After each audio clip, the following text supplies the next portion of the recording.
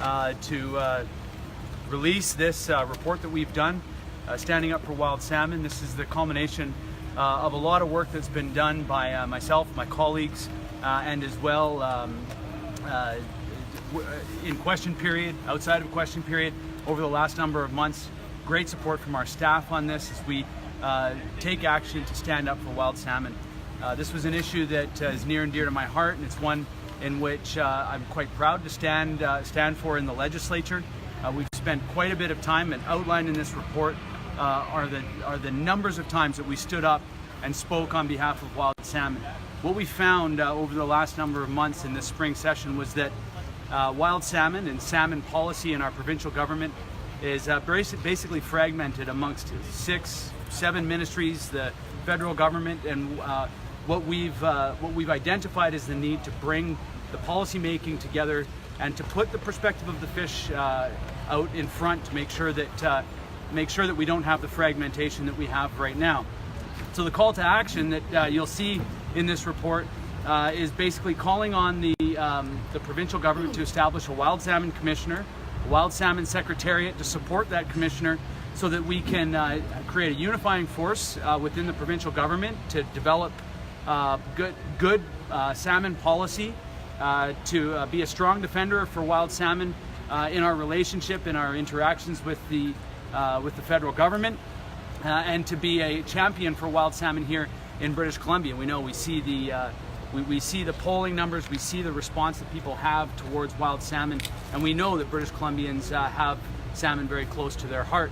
Some of the work that we did in leading up to this was to bring together a number of key, we worked with the Pacific Salmon Foundation to bring together key advocates, key people working on the ground, the conservationists, First Nations, people who work in habitat restoration, the commercial fishing, the recreational fishery, sport fishery, and talk to them about how it is that government could best create more unified decision policy making body within the provincial government.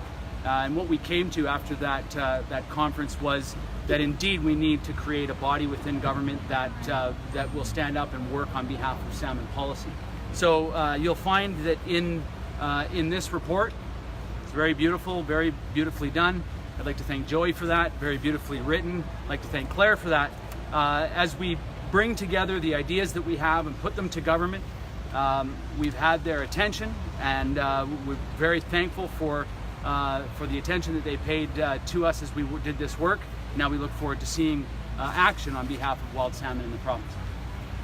I'm happy to take any questions, and you can get your copy from the box behind. Ryan and Claire have it. So we obviously haven't. The wild salmon, we stand up for the closed containment salmon farms. It's wonderful to have the Raging Grannies here with us today. I asked them if they would sing a song, but they don't have a salmon song yet. You should write one for them. I should write or one. maybe Claire should. Claire will write them as wild salmon. So we haven't looked at this yet, but where have the failings been? Can you sort of describe to me over time what has happened to the wild salmon populations in this province, and where are we at here in terms of protecting the species and making it part of our sort of provincial ecosystem, I guess. Yeah, so as we've seen over the last number of years, a decade or more than that actually, I remember salmon fishing in the Saanich Inlet in the 1980s, and we started to see the crash of the Pacific salmon at that time, and we've had really shocking, devastatingly low numbers. And so this is a call to action for urgency to take action. Part of the challenge is that fish policy is part of the Ministry of Agriculture, but we know that transportation, infrastructure, community development, forests, land management practices in this province all could have devastating and do have devastating impacts on salmon habitat. And so what we've seen is through the fragmentation across a vast number of ministries, that everybody's working on salmon policy, but it's on the side of their desk. It's really easy to say that we stand up for wild salmon. We've heard the government say that. We've heard past governments say that. The way it's currently set up, it's very difficult for those ministries to actually do the work that's needed in order to make good policy that doesn't further impact the crashing salmon stocks that we have in British Columbia. Is there any way to quantify how important the wild salmon is to British Columbia? I think that I often say that good salmon policy is good environmental, good social, and good economic policy. Culturally, the wild salmon is part of who we are as British Columbians. It doesn't matter whether you just moved here yesterday or if you were born and raised here like I was. We have a very strong, it's our provincial fish.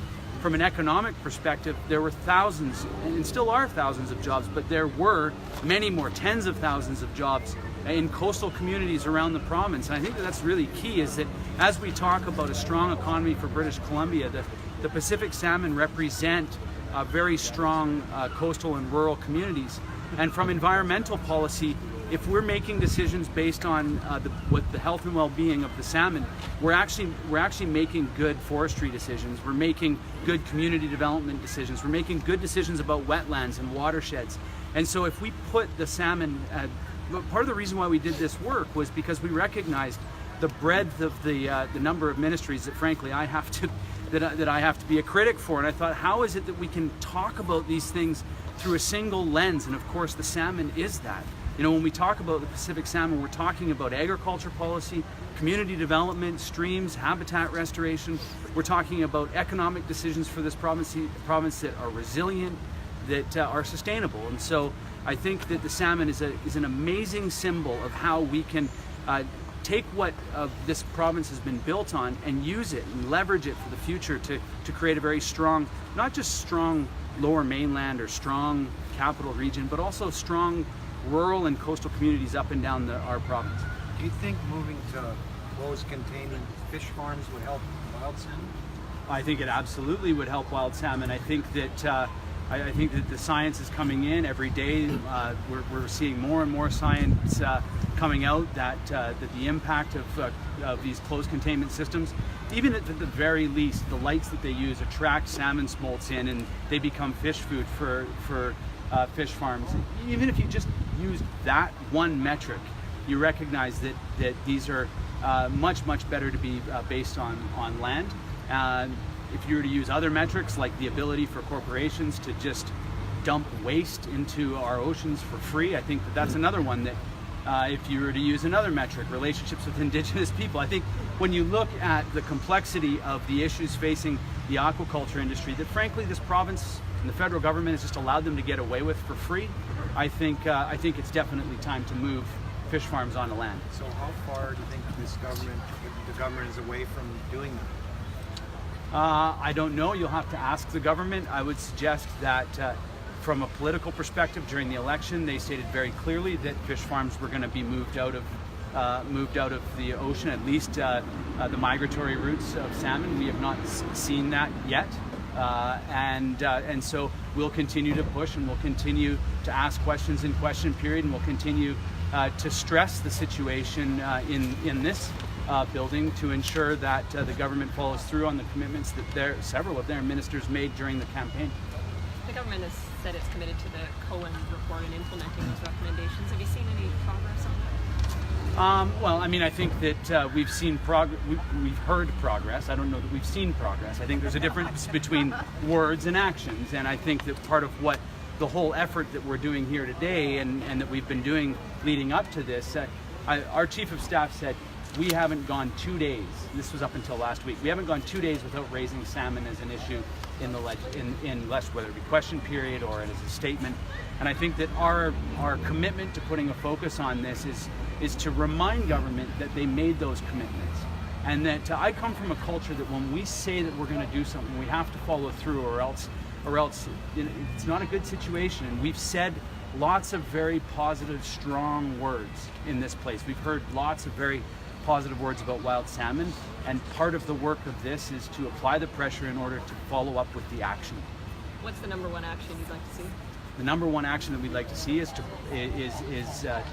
establish a Wild Salmon Commissioner with a supporting secretariat, and the government aligns itself in a very short term in order to deal with the crashing wild salmon stocks on our coast in an urgent manner, and that we should be doing it without delay. It's critical for our culture, it's critical for us socially, economically, and for environmental policy.